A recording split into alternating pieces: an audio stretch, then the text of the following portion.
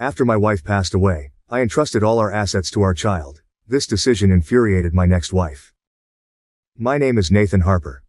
My life changed irreversibly 3 years ago when my beloved wife, Emma, passed away unexpectedly. The shock of her death still haunts me, a grim reminder of how quickly and tragically life can alter. We had been together for 20 beautiful years, building a life full of love, laughter, and shared dreams. Emma was my anchor, my confidant, and the mother of our daughter, Lily. Losing her felt like losing a part of myself. Emma was a vibrant, loving woman with an infectious zest for life. She was dedicated to her career as a pediatrician, always putting her heart into helping children. Her passion extended to our home, where she created a nurturing environment for Lily and me. We had met in college, and from the moment we locked eyes, I knew she was the one. We shared countless memories: our first home, the birth of Lily, family vacations, and quiet moments of contentment. Emma had a unique ability to make every day feel special.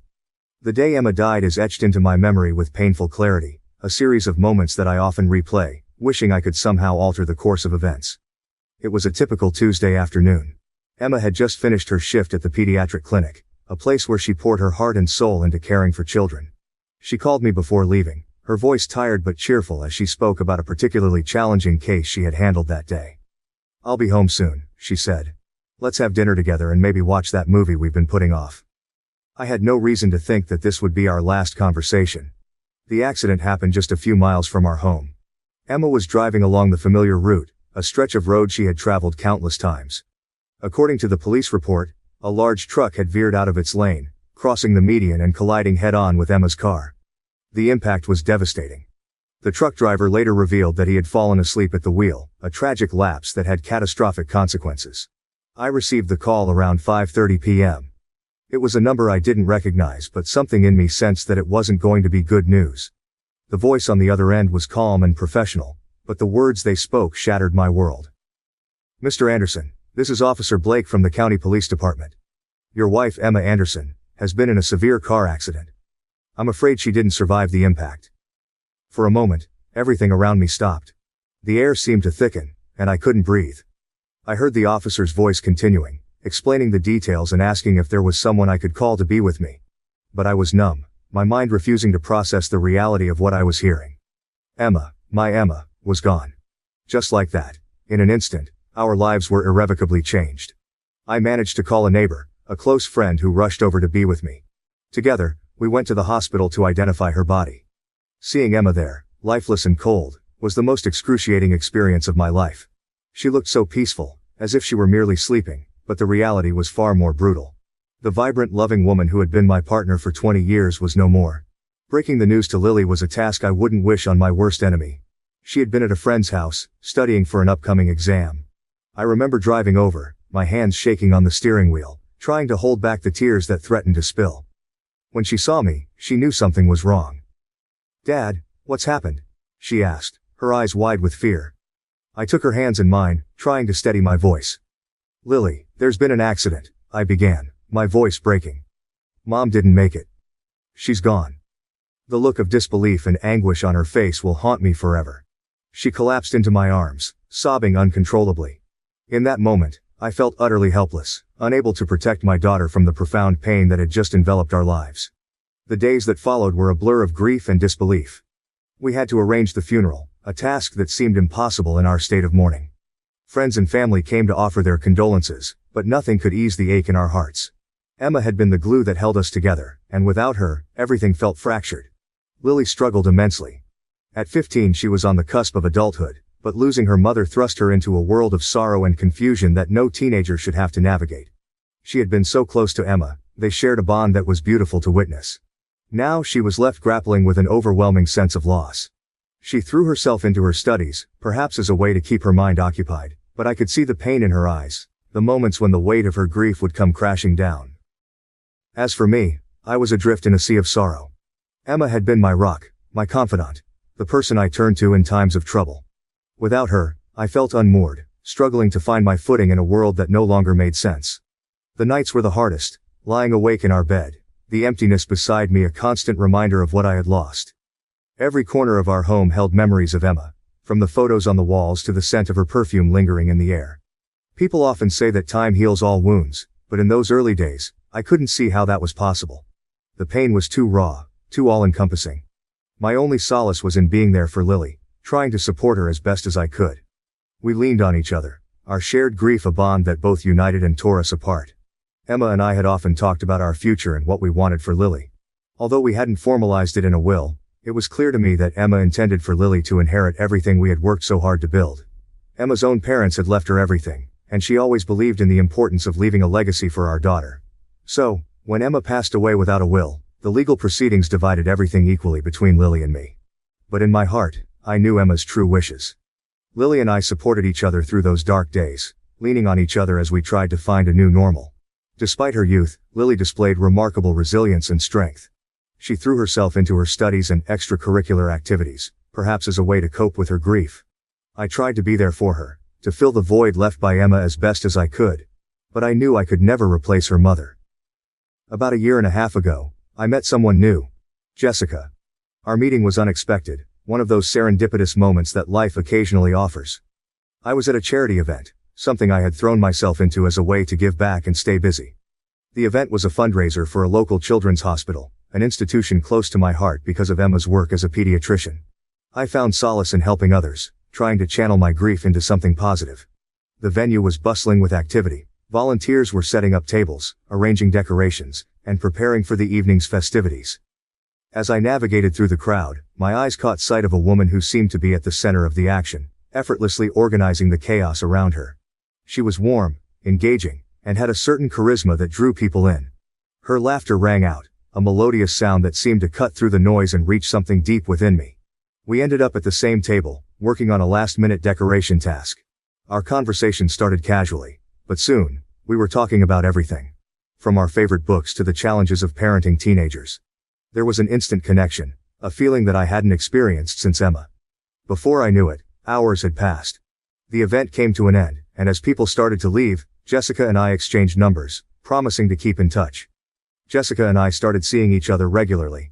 It felt strange at first, to be with someone new after so many years with Emma. There was a sense of guilt, as if moving on meant betraying Emma's memory. But Jessica had a way of making me feel alive again. She brought a sense of hope and possibility back into my life. Her presence was like a gentle breeze that swept away the lingering shadows of grief. Our relationship developed quickly. We found that we had many common interests, an appreciation for classic literature, a love of hiking, and a shared passion for volunteering. Our personalities complemented each other well. Jessica was outgoing and sociable, while I was more reserved and introspective. Her energy balanced my calm, and together, we found a harmonious rhythm. Jessica was understanding and compassionate, especially when it came to my grief over Emma. She never pressured me to move faster than I was ready for, and she listened patiently when I needed to talk about my late wife. Her empathy was a balm to my wounded heart. She understood that Emma would always be a part of my life, and she respected that, never trying to replace her but rather carving out her own unique place in my heart. Jessica had a 17-year-old daughter from a previous relationship, Emily, who was vibrant and full of life. The four of us, Jessica, her daughter, Lily and I, began spending time together as a blended family. Our first outings were simple. Picnics in the park, movie nights at home, and weekend hikes. There were initial awkward moments as we all adjusted to the new dynamics, but slowly, bonds began to form. Lily, still grappling with her own grief, found a kindred spirit in Emily. They were close in age and shared similar interests, from music to fashion. It was heartwarming to see them grow closer, supporting each other through the challenges of adolescence. Jessica and I marveled at how well our daughters got along, often finding them lost in conversation or planning their next adventure together. After a year of dating, I proposed to Jessica. It felt right, like a new chapter that I was ready to embrace. The proposal was a simple, intimate affair. I took her to the botanical garden where we had our first official date. As we walked through the blooming flowers, I knelt down on one knee and asked her to marry me. Jessica's eyes filled with tears of joy, and she said yes, her smile radiant under the evening sky. Jessica was thrilled, and we started making plans for our future together. We discussed everything.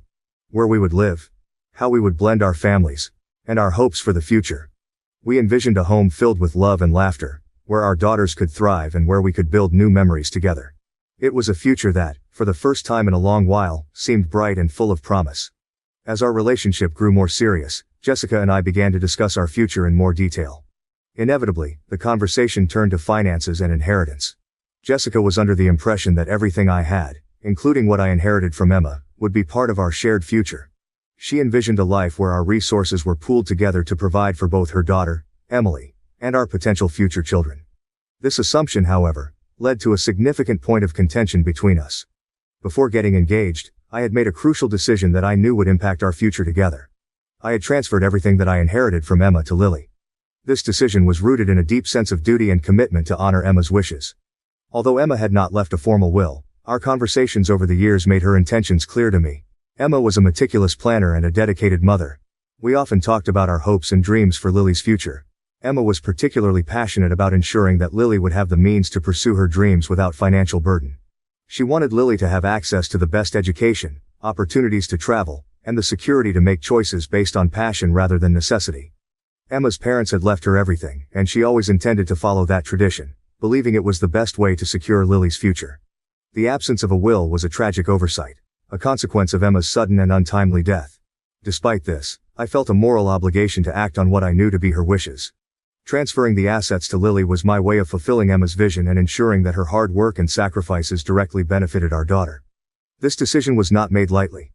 I spent countless nights reflecting on the potential repercussions and how it might affect my burgeoning relationship with Jessica. I knew that blending our families was going to be complex, and financial matters often complicate such situations even further. But the more I thought about it, the more convinced I became that this was the right thing to do. Emma had dedicated so much of her life to building a secure future for Lily, and it was my responsibility to see that through. The revelation came on an otherwise quiet evening. Jessica and I were sitting in the living room, enjoying a rare moment of peace. We had been discussing wedding plans and the logistics of blending our families. Amidst the conversation, Jessica brought up the topic of finances, eager to understand how we would manage our resources moving forward. "I think it's important that we start discussing our financial future together," Jessica said, her eyes bright with enthusiasm. "We should talk about combining our assets and making sure that Emily and Lily are both taken care of equally." Her words hung in the air, and I felt a knot form in my stomach. I had been dreading this conversation, knowing it would inevitably lead to the difficult subject of the asset transfer. I took a deep breath, deciding that honesty was the only way forward. "Jessica, there's something you need to know," I began, my voice steady but tinged with apprehension. "Before we got engaged, I transferred everything I inherited from Emma to Lily. I felt it was the right thing to do, given Emma's wishes." Jessica's smile faded, replaced by a look of confusion and disbelief. "What do you mean you transferred everything to Lily?" she asked, her tone sharp. "How much are we talking about?" I explained the details: the house, the savings, the investments. Everything that Emma and I had worked for, I had ensured would go to our daughter. As I spoke, I could see the realization dawn on Jessica, her eyes narrowing and her lips pressing into a thin line.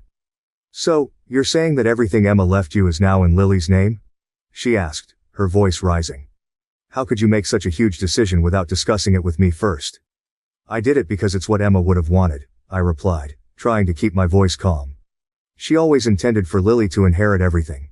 I felt it was my duty to honor her wishes." Jessica stood up, her hands clenched into fists. "And what about our future? What about Emily? Did you even consider us?" She felt blindsided and betrayed, believing that I had acted unilaterally without considering our shared future. Her anger and disappointment were palpable. Jessica argued that our marriage should mean sharing everything, including financial assets, and that by transferring everything to Lily, I was excluding her and Emily from our future plans. I tried to explain my reasoning to Jessica, hoping she would understand the depth of my commitment to honoring Emma's legacy. I told her about the conversations Emma and I had, the dreams we had for Lily, and the profound responsibility I felt to uphold those dreams. I emphasized that this was not a reflection of my feelings for Jessica or her daughter, but rather a fulfillment of a promise I made to Emma, even if that promise was never formally documented. Jessica's perspective was different. She saw the transfer as a barrier to our future, a sign that I was not fully committed to our new family. She felt that her daughter and any future children we might have were being unfairly excluded from resources that could benefit everyone. Her arguments were passionate and heartfelt, underscoring her desire to build a life together based on mutual support and shared responsibilities. The situation put me in a difficult position. On one hand, I understood Jessica's point of view. She wanted to ensure that our blended family operated as a cohesive unit, with no distinctions between my assets and our assets. On the other hand, my obligation to Emma's memory and Lily's future weighed heavily on my heart. Emma had been my partner in every sense of the word, and her wishes were a guiding force in my decision-making process. I also considered the implications of merging everything too quickly. Jessica and Emily were relatively new additions to our lives, and while my feelings for them were genuine and strong, the circumstances of the inheritance were unique. Emma's contributions were significant, and I felt it was premature to merge those assets without ensuring that Lily's future was secure. This was not just about money, it was about respecting the legacy of a woman who had given so much to her family. The decision to give everything to Lily was also about fairness. Lily had lost her mother, and no amount of money could ever compensate for that loss. But ensuring she had the financial stability to pursue her dreams, go to college, and start her adult life with a safety net was something I could do for her. It was my way of trying to make things right in a situation where so much had gone wrong. Navigating this complex situation has been challenging.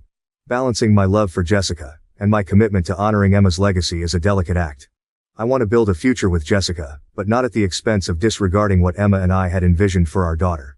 This tension has forced me to reflect deeply on my values, responsibilities, and the kind of legacy I want to leave behind for both Lily and any future family.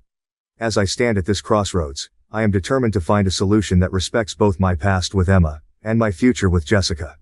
It's not an easy path, but I believe that with understanding, compassion, and clear communication, we can navigate through this and find a way forward that honors everyone involved. Thank you for watching. If you haven't subscribed yet, please do so and hit the notification bell to stay updated with more shocking real-life stories happening around you.